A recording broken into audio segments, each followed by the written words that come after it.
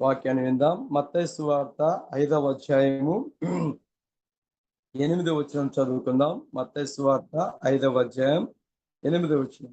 హృదయ శుద్ధి గల వారు ధన్యులు, వారు దేవుని చూచెదరు.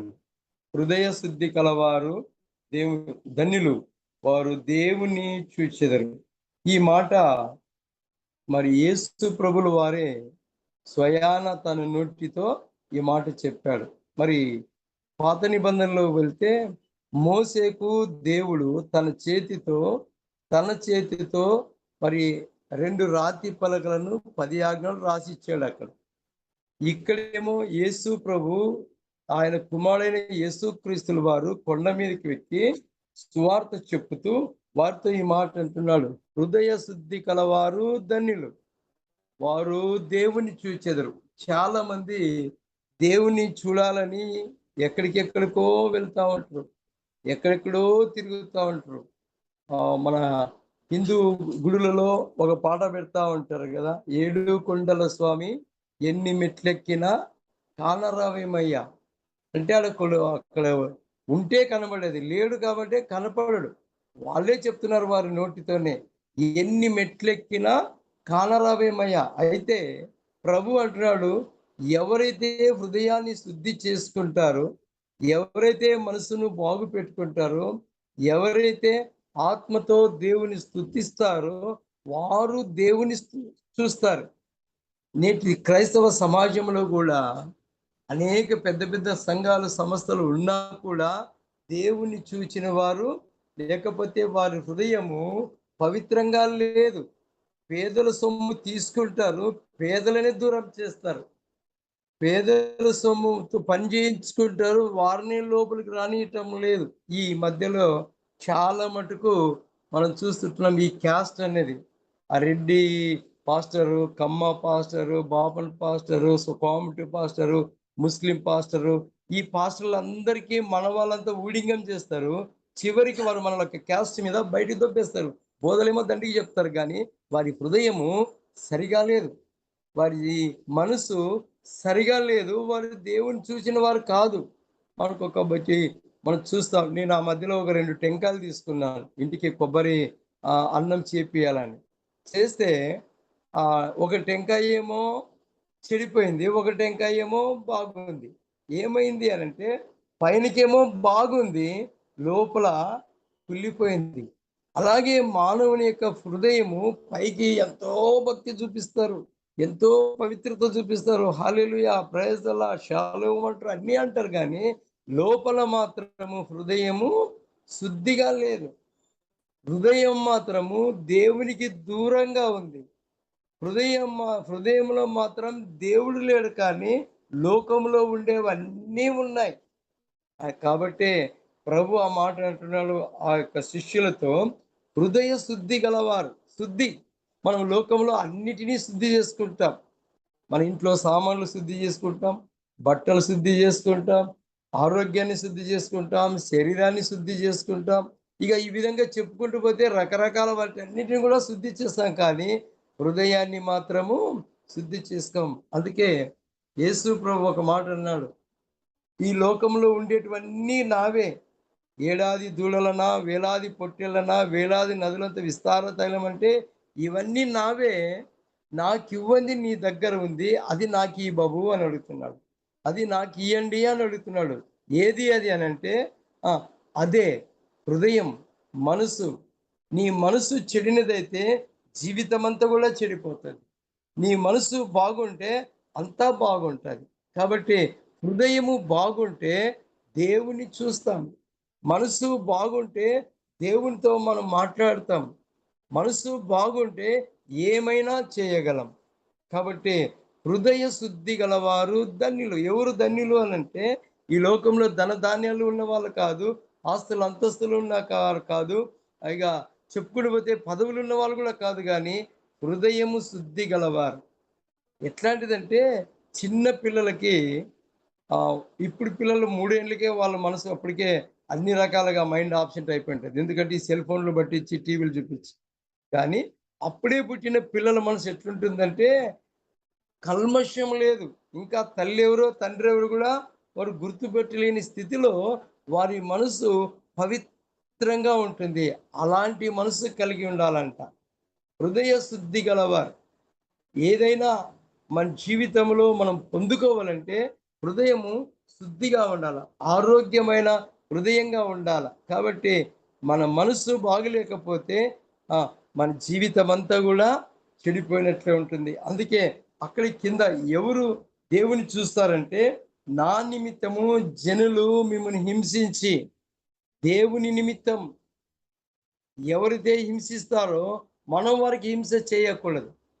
ఎవరైతే మనలను ద్వేషిస్తారో వారి మనము ద్వేషించకూడదు.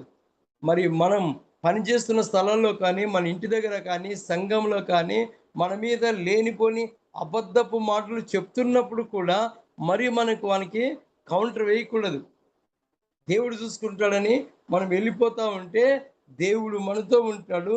అలాగే హింసించిన వారిని, అలాగే చెడ్డ మాటలు చెప్పిన వారిని అందరినీ దేవుడే చూసుకుంటాడు. అది హృదయ శుద్ధి, అది మనసు బాగుండటం. కనుక హృదయ శుద్ధి గలవారు ధన్యులు. మన మనసు బాగుంటే, మన హృదయం బాగుంటే దేవుని ఆత్మ మనలో నివసిస్తుంది. మనలో ఆత్మ ఫలాలు ఫలిస్తాయి. ఫస్ట్ ప్రేమ. కాబట్టి ఎవరైతే హృదయ శుద్ధి కలిగి ఉంటామో వారిలో ప్రేమ తాండవమాడుతుంది, వారిలో దయ ఉంటుంది, వారిలో కనికరం ఉంటుంది, వారిలో ఈ లోకపు ఆశలు ఏమాత్రము కూడా ఉండవు. కనుక ఈ లోకంలో మనం ఉన్నన్నాళ్ళు దేవుని స్తుతిస్తున్న, ఉన్నన్నాళ్ళు దేవుణ్ణి ఆరాధిస్తున్న మనము హృదయమును శుద్ధిగా ఉంచుకొని ప్రభువును చూసే మనసు మనకు కావాల. కాబట్టి ఈ ఉదయకాల సమయంలో మన జీవితంలో మనం హృదయాన్ని శుద్ధిగా ఉంచుకొని ముందుకు సాగిపోవలసిన వారమై ఉన్నాం. కాబట్టి మత్తయి సువార్త 28వ అధ్యాయం 9వ వచనంలో చెప్తుంది దేవుని వాక్యము. మత్తయి సువార్త 28వ అధ్యాయం 29వ వచనంలో ఇక్కడ యేసు ప్రభు చనిపోయి సమాధి చేయబడి తిరిగి లేచిన తర్వాత చెప్తున్నమాట, యేసు వారిని ఎదుర్కొని మీకు శుభమని చెప్పాను. యేసులో లేకపోతే యేసు హృదయము శుద్ధిగా ఉంది కాబట్టి ఆయనను వెదుకుతున్న వారికి, ఆయనను గురించి మాట్లాడుకుంటున్న వారికి, ఆ స్త్రీలకు కానీ శిష్యులకు కానీ వారిని ఎదుర్కొని మీకు శుభం కలుగును గాక. ఎందుకు చెప్పాడు ఆ మాట అంటే, యేసు ప్రభులో చనిపోయి సమాధి చేయబడి తిరిగి లేచిన తర్వాత ఆయన మహిమ శరీరంతో ఉన్నప్పుడు ఆయనను వెతుకుతున్న వారికి, ఆయన కోసం ఆ సమాధిలోనికి వచ్చిన వారికి వారినే ఎదుర్కొన్నాడు ఆయన. ఎందుకు అనంటే వారు వెతుకుతున్నారు కాబట్టి, వారి హృదయము ఆందోళనతో ఉంది కాబట్టి వారి హృదయాన్ని సమాధానపరచడానికి, వారి హృదయాన్ని నెమ్మదిపరచడానికి, వారి మనసును సమాధానంతో ఉంచడానికి వారిని ఎదుర్కొన్నాడు. ఎంత మంచి దేవుడు! ఈ ప్రాతకాల సమయంలో మనందరి జీవితంలో కూడా మన హృదయాల్లో కలవరాలు ఉంటున్నాయి, మన హృదయంలో ఆందోళన ఉంటుంది, మన మనసులో భయం ఉంటుంది, మన మనసులో శాంతి లేదు, మన మనసులో నెమ్మది లేదు.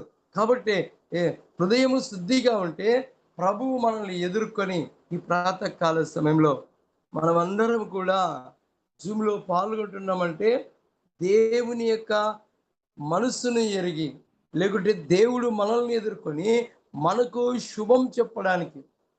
దేవుడు ఎలాగుంటాడు అనంటే, దేవుడు ఏ రూపములను లేడు కానీ మన రూపంలోనే, మన పోలికలోనే, మనతోనే, మన మధ్యలో ఉంటాడు. ఎక్కడ 2-3 కూడి నా నామం పేరిట ఆరాధిస్తారో వారితో ఉంటానన్నాడు. హృదయ శుద్ధి గలవారితో ఉంటానంటున్నాడు. కనుక ఈ ప్రాతకాలం మనతోనే ఉన్నాడు. మన హృదయంలో ఉండే కలవరాలను, మన మనసులో ఉండే ఆందోళనను, మన మనసులో ఉండే భయాన్ని తీసివేయడానికి ఆయన మనల్ని ఎదుర్కొనడానికి ఈ ప్రాతకాలం వచ్చి శుభం కలుగునుగాక. ఎంత మంచి దేవుడు! కాబట్టి ఇలాంటి దేవుడు మనకుండగా మనము దేని విషయంలో చింతించకూడదు. ఇచ్చే విషయంలో కానీ, పనిచేసే విషయంలో కానీ, ఆడే విషయంలో కానీ, ప్రార్థన చేసే విషయంలో కానీ, సంఘంలో కానీ, సమాజంలో కానీ యథార్థంగా మనం ఉంటే, హృదయ శుద్ధి కలిగి ఉంటే ఏ మేలు మనకు కొదువై ఉండదు. సింహపు పిల్లలైనా ఆకలి గొనును కానీ యెహోవాను ఆశ్రయించిన వారికి ఏ మేలు కొదువై ఉండదని చెప్పి దేవుని వాక్యం సెలవిస్తున్నది. కనుక హృదయాన్ని మనం ఏ స్థితిలోనైనా సరే శుద్ధిగా ఉంచుకోవాలా, యథార్థంగా ఉంచుకోవాలా. పంచిపెట్టే విషయంలో కానీ, పెట్టే విషయంలో కానీ, పనిచేసే విషయంలో కానీ. నేను అంటాను ఒక మాట, హాస్పిటల్స్కి వెళ్తే నర్సులు ఎవ్వరు అని చూడరు, వాళ్ళు ఏ రోగం అని చూడరు. యథార్థంగా వాళ్ళు ఏం చేస్తారంటే వారికి సేవ చేస్తారు. ఎందుకు అనంటే వారికి ఆ సేవ చేసే గుణాన్ని ఇచ్చారు. కాబట్టి వారి హృదయానుసారంగా యథార్థంగా సేవ చేస్తూ ఉంటారు. కాబట్టి దేవుడు ఆ కుటుంబాలను ఆశీర్వదిస్తున్నాడు. ఈ ప్రాతకాలం హృదయ శుద్ధి గలవారు ఇక్కడ ఆయన వారిని ఎదుర్కొని వారికి ఏం చెప్పాడంటే, వారు భయముతోనూ మహా ఆనందంతోనూ సమాధి యొద్ద నుండి త్వరగా వెళ్ళి, ఈ హృదయ శుద్ధి గల వారు ఆయనను చూశారు, ఆయన శుభవచనం తీసుకున్నారు. వారు ఏం చేశారంటే ఇక భయంతోనూ మహా ఆనందంతోనూ సమాధి యొద్ద నుండి త్వరగా వెళ్ళి అందరికీ ప్రకటించాలా, తెలియజేయాలా. హృదయ శుద్ధి కలిగిన వారు అన్ని వదిలి వెళ్తా ఉంటారు చెప్పడానికి. ఎవరిని గురించి? యేసుని గురించి. ఏమని అనంటే వారు యేసు లేచెను, యేసు సజీవుడు అని వారు యథార్థంగా బయలుదేరి వెళ్ళి చెప్తా ఉంటున్నారు. హృదయ శుద్ధి గలవారు దేవుని పనిలో నమ్మకంగా ఉంటారు. హృదయ శుద్ధి గలవారు దేవుని కార్యాలలో ముందు ఉంటారు. హృదయ శుద్ధి కలిగిన వారు దేవుని పనికి సహకారులుగా ఉంటారు. కాబట్టి ఈ ప్రాతకాలం మన జీవితంలో మనం ఏదో ఒకరోజు ఖచ్చితంగా మనము ఈ లోకాన్ని ఏదో రూపంలో వదిలేది గ్యారంటీ. విడవక ముందే మన బలం ఉన్నప్పుడే, ప్రాణం ఉన్నప్పుడే, శక్తి ఉన్నప్పుడే ప్రభు పనిలో శుద్ధితో, హృదయ శుద్ధితో చేసి మంచి దాసుల అనిపించుకుందాం. ఎందుకంటే ఈ లోకము శాశ్వతమైనది కాదు, ఈ లోకము అశాశ్వతమైనది. ఈ లోకంలో ఏదో ఒకరోజు మనం పరదేశంలో కలిసిపోవలసిన వారం అంటున్నాం. కనుక పరదేశంలో కలవక ముందే హృదయ శుద్ధి కలిగి దేవుని రాజ్యంలో దేవునితో కలిసి ఆయనను స్తుతించే భాగ్యాన్ని దయచేస్తాడు. కాబట్టి హృదయ శుద్ధి కలిగిన వారు ధన్యులు. ఎంత మంచి మాట. కనుక ఈ ఉదయకాలం మన జీవితంలో మనం హృదయాన్ని శుద్ధి చేసుకొని హృదయాన్ని చాలా మంది కొన్ని పెంతెకోస్తు చర్చిల్లో కానీ, అవసన్న మందిరాల్లో కానీ ఏం చేస్తారంటే నెల మొదటి ఆదివారం వస్తుందంటే శుద్ధీకరణ ఆరాధన అని పెట్టుకుంటారు. శుద్ధీకరణ ఆరాధన. కానీ శుద్ధీకరణ ఆరాధన చేసుకుంటున్నారు, కానీ ఆ బల్లారాధన తీసుకున్న తర్వాత యథా రాజా తథా ప్రజ, మనకు ఒక నత్త తెలుసు, ఆ గవ్వ మీద ఉంటుంది. అది ఏమీ లేనప్పుడు బయటకు వచ్చి బాగపోతుంది. ఎవరైనా ఇట్లా ముట్టుకున్నారంటే లోపలికి వెళ్ళిపోతుంది. అలాగుండకూడదు. ఎప్పుడైనా కానిగాక, ఏ స్థలమందైనా కానిగాక మనం ఎలాగుండాలంటే హృదయము శుద్ధి కలిగి ఉండాలి. ఆ రోజు శుద్ధి చేసుకున్నంత మాత్రాన్ని మనం ముస్లిం సహోదరులు చూస్తాం, నమాజ్కి వెళ్తే వాడు చేసేది మోసకరమైన వ్యాపారము, చేసేది దొంగ వ్యాపారము, చేసేది అబద్ధం. గడ్డం మిడిచింటాడు, టోపీ పెట్టింటాడు, నమాజ్ ఇంటినే మరి నమాజ్కి వెళ్ళిపోతాడు. మరి ఆ నమాజ్కి వెళ్ళినప్పుడు కాళ్ళు, చేతులు, గోర్లు ప్రతిదాన్ని శుద్ధి చేసుకొని నమాజ్ చేస్తాడు. ప్రయోజనం ఏమి? చేతులు, కాళ్ళు కాదు శుద్ధం చేసుకోవాల్సింది మనం. హృదయాన్ని శుద్ధి చేసుకోవాల. పై రూపానికి నీవు ఎన్ని వాడినా ఈ మట్టి శరీరము మురిగిన వాసనే, ఈ మట్టి శరీరం దుర్వాసనే. దీనికి నీవు ఏమి చేసినా మళ్ళీ మధ్యాహ్నం కల్లా దుర్వాసనే. కాబట్టి వాళ్ళు ఎన్ని చేసినా హృదయము శుద్ధిగా లేకపోతే, నేను చెప్పాను, ఒక టెంకాయ తీసుకుంటే ఆ టెంకాయ లోపల ఎట్లా ఉంటుందండి? లోపల పైనేమో పీస్ ఉంటుంది, పైన ఆ తర్వాత టెంక గట్టిగా ఉంటుంది. కానీ దానిలో ఏ మనుష్యుడు వేయలేదు, ఏ శాస్త్రవేత్త చేయలేదు, ఏ జ్ఞానవంతుడు కూడా దాన్ని చేయలేదు. లేకుంటే ఆ చెట్టు వేసిన ఆయన కూడా దానిలోనికి నీళ్లు పోయలేదు, కొబ్బరి చేయలేదు. దానిలో ఏ కల్మషం లేకుండా ప్యూర్ వైట్. మన హృదయం ఎలాగుండాలంటే కల్మషం లేకుండగా ఆ టెంకాయ లోపల ఎలాగైతే కొబ్బరి తెల్లగా ఉంటుందో మన మనసు కూడా అలాగుంటే, ఆ కొబ్బరి ఏం పని చేస్తుంది మనసుకి అనంటే, ఆ కొబ్బరిలో నూనె ఉంది. ఆ కొబ్బరిలో మనిషికి శక్తి ఉంది.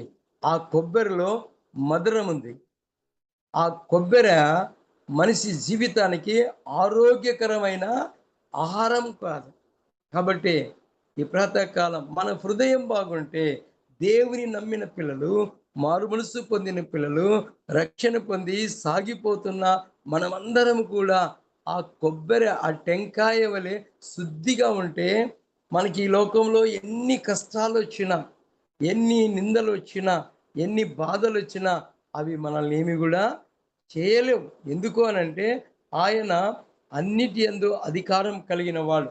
హృదయము శుద్ధిగా ఉంటే మన పట్ల దేవుడు అనేక గొప్ప కార్యాలు చేస్తాడు. అనేకమైన అద్భుత కార్యాలు కూడా చేస్తాడు. కాబట్టి మనం ఇంకొక మాట చూసుకుంటున్నాం. లూకా సువార్త 24వ అధ్యాయం 30 వచనంలో 24వ అధ్యాయం. ఆయన వారితో కూడా భోజనమునకు కూర్చున్నప్పుడు ఒక రొట్టెను పట్టుకొని స్తోత్రం చేసి దానిని విరిచి వారికి పంచి పెట్టగా వారి కన్నులు తెరవబడి వారు భోజనానికి కూర్చున్నారు. ఏం భోజనం అంటే మనం అందరం అనుకుంటున్నాం బల్ల, ప్రభు బల్ల అని, లేకపోతే లార్డ్ సప్పర్. కాబట్టి ఈ ప్రభు భోజనానికి వారందరూ కూర్చున్నప్పుడు ఆయన సమాధి చేయబడి తిరిగి లేచిన తర్వాత అక్కడ వారందరూ కూర్చున్నప్పుడు వారి మధ్యలోనికి ఆయన వచ్చి వారి దగ్గర ఏం చేశాడంటే ఆయన వారితో కూడా ఎమ్మాయి మార్గములు ఇద్దరు మనుషులు వెళ్తా ఉన్నారు. వారితో మాట్లాడుకుంటూ వెళ్తా ఉన్నప్పుడు వారి హృదయపూర్వకంగా మాట్లాడుతున్నారు. యేసు ప్రభు ఈ లోకంలో ఉన్నన్నారు, ఎక్కడ ఎవరికి హాని చేయలేదు, మంచివాడు, మంచి కార్యాలు చేశాడు, ఆకులు కొన్న వారికి అన్నం పెట్టాడు, రోగులను స్వస్థపరిచాడు, చనిపోయిన వారిని లేపాడు, అద్భుతాలు చేశాడు, పాపాత్ములందరినీ క్షమించేశాడు అని చెప్పి వారు మాట్లాడుకుంటూ వెళ్తుంటే వారి మధ్యలోనికి ఆయన వచ్చాడు. వచ్చి వారితో మాట్లాడుకుంటూ వెళ్తూ ఆ సాయంకాలం చీకటైంది. వారు వారి ఇంటికి రమ్మని పిలిచినప్పుడు తీసుకుని వెళ్ళారు. ఆ రాత్రి వారి దగ్గర భోజనానికి కూర్చున్నాడు. భోజనానికి కూర్చున్నప్పుడు ఆయన భోజనానికి కూర్చున్నప్పుడు ఆయన ఏం చేసింటే వారితో కూడా భోజనమునకు కూర్చున్నప్పుడు ఒక రొట్టెను పట్టుకొని ప్రయత్నం. మనం భోజనం చేస్తున్నప్పుడు మన క్రైస్తవులు ఎక్కడైనా కానిగాక సిగ్గుపడరు, ప్రార్థన చేసుకొని భోజనాలు చేస్తాం. ఎందుకు అనంటే దేవా మీరు ఇచ్చిన ఈ ఆహారాన్ని బట్టి వందనాలయ్యా, పరిశుద్ధపరచు, ఆరోగ్యపరచు. అలాగే ఆయన కూడా ఆ ఇద్దరిలో ఈయన కూడా ఉన్నాడు. ఈయన ఆ రొట్టెను పట్టుకొని ఆకాశం వైపు ఎత్తి స్తోత్రం చేశాడు. స్తోత్రం చేసినప్పుడు వారు స్తోత్రం చేసి దాన్ని విరిచి పంచి పెట్టగా వారి కన్నులు తెరవబడెను. ఎస్, వారి హృదయ మనోనేత్రాలు తెరవబడ్డాయి. వారు అంతవరకు ఆయనను గుర్తుపట్టలేదు. ఈ ప్రాతకాలం మన మధ్యలో ఇంతవరకు 25వ రోజు వరకు మనతోనే ఉన్నాడు. కానీ మనం గుర్తు పట్టుకోకుండా మనం ఈ లోకం ఆశల కొరకు లొంగిపోయి ఈ సహవాసాన్ని పోగొట్టుకున్న వారు దేవుని శుద్ధి, దేవుని చూడలేకపోతున్నారు. వారికి హృదయము శుద్ధిగా లేదు కాబట్టి దేవుని సన్నిధిని, దేవుని సహవాసాన్ని, దేవుని పిల్లలతో ఉండే ఆనందాన్ని పోగొట్టుకొని లోకంలో కలిసిపోయారు. అయితే ఈ ప్రాతకాలం ఈ జూమ్ కుటుంబంలో పాల్గొన్న బిడ్డలందరూ కూడా దేవునితో కలిసి ఈ విధంగా స్తోత్రం, షలోం కదా చేస్తూ వందనాలు చెప్పుకుంటూ సాగిపోతుంటే ఆ దినమంతటికి ఏముంటుందంటే సంతోషం. మన కన్నులు తెరవబడతాయి, మన కన్నులు, మన హృదయం తెరవబడుతుంది. కాబట్టి మన జీవితంలో మనం హృదయ శుద్ధిని కలుగజేసుకొని, హృదయాన్ని శుద్ధి చేసుకొని పవిత్రతతో, పరిశుద్ధతతో ఉంటే మన జీవితంలో దేవుణ్ణి చూస్తాం. దేవుని చూస్తాం, ఎక్కడో లేడు ఆయన. ఎక్కడికి వెళ్ళినా నువ్వు వెతుక్కుంటూ తిరిగినా ప్రయోజనం లేదు. కానీ నీ ఉన్న స్థలంలోనే, నీ ఉన్న ప్రాంతంలోనే. నేను ఒక మాట చెప్తా. అమెరికా అధ్యక్షుడు బిల్ క్లింటన్ గారు, ఆయన అమెరికా అధ్యక్షుడైన తర్వాత అంతకుముందు ఆయన ఒక ఉద్యోగం చేసేవాడంట, మెకానిక్ ఉద్యోగం చేసేవాడు. మంచి జ్ఞానవంతుడై ఆ అధ్యక్షుడిగా స్థానానికి కూర్చున్నాడు. కూర్చున్న తర్వాత ఆయన ఆ యొక్క ఆఫీస్లో ఒక గంటు తన ఎదురుగా కట్టుకొని పెట్టుకున్నాడంట. ఎందుకు అనంటే ఆ గంటు ఏమి, ఆ తర్వాత కింద చాపేసుకొని ఆ కుర్చీ పక్కలోన చాపేసుకొని కూడా చాప పెట్టుకొని ఉన్నవాడంట. ఎందుకు అనంటే వాళ్ళ ఇంట్లో వాళ్ళ అమ్మ నేర్పించిందట చాప మీద ప్రార్థన చేయాలని. కాబట్టి అతను చిన్నతనం చే చాప మీద కూర్చొని ప్రార్థన చేసుకునేవాడు. అంతేకాదు ఆ ఎదురుగా కట్టుకున్న గంట ఏమంటే ఆ మెకానిక్ బట్టలను చూసి నా జీవితం అది, నేను ఇక్కడ ఇది కూర్చున్నది శాశ్వతమైనది కాదు అని తెలుసుకొని ఈ ప్రజలను చక్కగా ఏలడానికి ప్రభువా నాకు మంచి జ్ఞానం దయచేయని ప్రార్థన చేసుకొని ఆ గంటు చూసి సింహాసనం మీద కూర్చునేవాడంట. ఆయన పరిపాలన అంతా కూడా ఆశీర్వాదకరంగా జరిగింది. కారణం ప్రార్థన, హృదయం శుద్ధి. కాబట్టి ఆ అధ్యక్షుడు చక్కగా ఆ రాష్ట్రాన్ని, ఆ దేశాన్ని ఏలాడు. కాబట్టి వీరు ఆయన కూర్చున్నప్పుడు ఒక రొట్టెను పట్టుకొని స్తోత్రం చేసి దానిని విరిచి వారికి పంచిపెట్టగా వారి కన్నులు తెరవబడెను. ఆయనను గుర్తుపట్టిరి. ఆయనను గుర్తుపట్టాలి. ఆయన గుర్తుపట్టే మనసు మనకుందంటే మన హృదయం చక్కగా ఉంటుంది. చాలా మంది వాక్యాలు చెప్తారు సేవకులు, ఏదో సబ్జెక్ట్ తీసుకొని సంఘంలో ఉండే వారిని విమర్శిస్తూ చెప్తారు. అయితే వచ్చిన విశ్వాసుల హృదయము కల్మషమైపోతుంది. వారి హృదయం తృప్తిగా ఉంది. ఏమైనా ఈరోజు ఇలాంటి వాక్యం చెప్పినాడు, ఇలాగ చెప్పినాడు అనుకొని హృదయాన్ని కల్మషం చేసుకొని వస్తారు. కారణం ఏంటి? చక్కటి సందేశం దైవజనుడు అందిస్తే హృదయము సంతోషిస్తుంది. అనాలోచితంగా వాక్యం చెప్పినంటే అది మన హృదయానికి తట్టుకోదు. హృదయము ఆందోళన చెందుతుంది. అందుకే ప్రభు అంటాడు, మీ హృదయములను కలవరపడకనీయకుడి, నా యందు విశ్వాసం ఉంచండి. నా యందు విశ్వాసం వస్తే మీరు ఏమైనా చేయగలరు. కాబట్టి వారు స్తోత్రం చేసినప్పుడు ఆయనను గుర్తుపట్టిరి.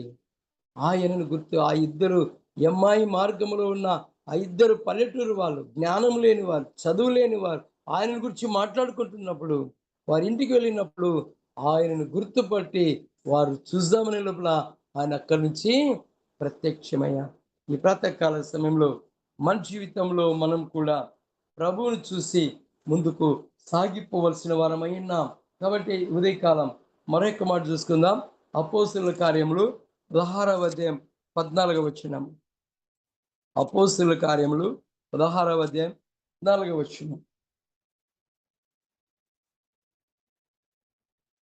అప్పుడు లుదియాయను దైవభక్తి గల ఒక స్త్రీ వినుచునెను.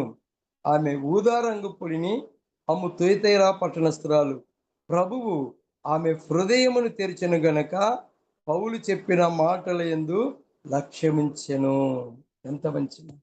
లుదియా అనే ఒక స్త్రీ, ఈమె బిజినెస్ మ్యాన్, ఈమె ఒక వ్యాపారస్తురాలు, మంచి వ్యాపారంలో నైపుణ్యం కలిగిన స్త్రీ. ఊదారంగు బంగారు కంటే రేట్ అయిందంట, మంచి బిజినెస్. అయితే ఈమె దేవుని వాక్యాన్ని విని ఆమె ఏం చేసిందంటే ఆ స్త్రీలలో మాట్లాడుచుండి ఆ కూర్చొని వాక్యం వింటుందంట. వాక్యం వింటున్నప్పుడు, ఆ పౌలు గారి సందేశం వింటున్నప్పుడు ఆమె మనసు, ఆమె బుద్ధి, ఆమె వారి హృదయము తెరుచుకున్నది. కనుక ఆమె ఎవరంటే దైవభక్తి గల ఒక స్త్రీ వినుచుండెను. ఆమె ఊదారంగి పొడిని అమ్ముకును తుయతైరు పట్టణస్థురాలు. ప్రభువు ఆమె హృదయమును తెర్చెను. వాక్యం వింటే, ఆరాధనలో ఉంటే ప్రభువు మన హృదయాన్ని తెరిచివేస్తాడు. చాలా మంది ప్రార్థనలోనే ఉంటారు, ఆరాధనలోనే ఉంటారు, మనసేమో ఎక్కడెక్కడో తిరుగుతూ ఉంటుంది.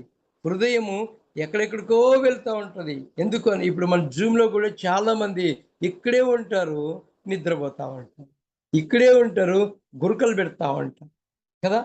అయితే నేను ఎందుకు చెప్తున్నానంటే, ప్రార్థనలో ఉన్నప్పుడు దేవుడు నాతో మాట్లాడాలా, దేవుణ్ణి నేను చూడాలా, నిన్ను చూసే మనసు నాకు ఇయ్యయా అని మనం మనసుతో ఉంటే మనతో ఆయన ఉంటాడు.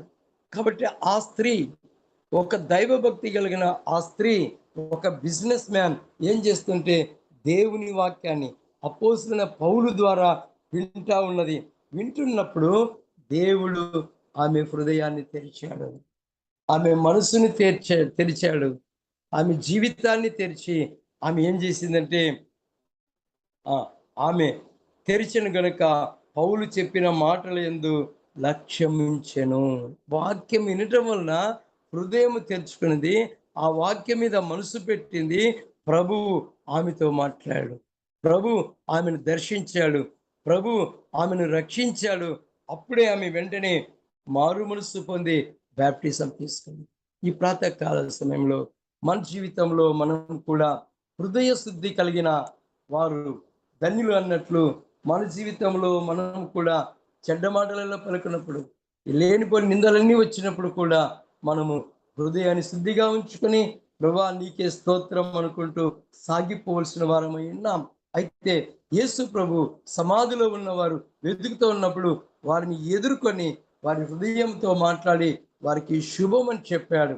అలాగే మరి వారందరూ కూడా భోజనం కూర్చున్నప్పుడు స్తోత్రం చేసి మాట్లాడుతున్నప్పుడు ఆ అమ్మాయి మార్గంలో ఉన్న ఇద్దరు వ్యక్తులు హృదయం తెరుచుకొని వారి కన్నులు తెరవబడ్డాయి. చివరిగా వారి దైవభక్తి కలిగిన స్త్రీ లుదియా ఏం చేసిందంటే దేవుని వాక్యాన్ని విన్నది, తన మనస్సు మార్చుకున్నది, మరి హృదయాన్ని తెరుచుకొని ప్రభువును హృదయంలో ఉంచుకొని భక్తి కలిగి మారు మనసుకు తగిన బాప్టిజం తీసుకొని దేవుని రాజ్యంలో చేరుకుంటున్నట్లు మనం చూస్తుంటున్నాం.